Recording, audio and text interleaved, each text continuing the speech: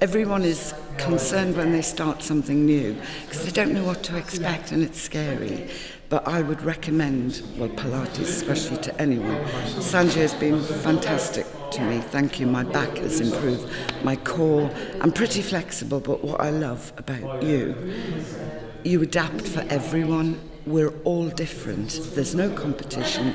We have a giggle. Life is like that. But I would just ask anybody, give it a go. You've got nothing to lose, but absolutely so much to gain.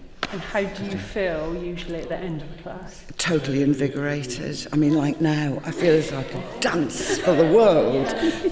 And I probably would because I love dancing. But no, it's just great. And I'm so glad that I met you and I made that step. And I would recommend that to anybody. Did you have any concerns before you?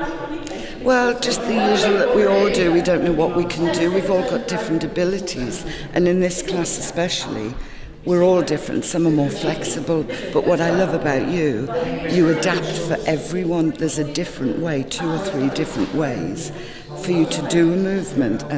But the strengthening, it's gentle. That's what I love. But it's so strengthening. And you've taught us that. And it's a great class and I love it. Thank you. Thank you, Alison.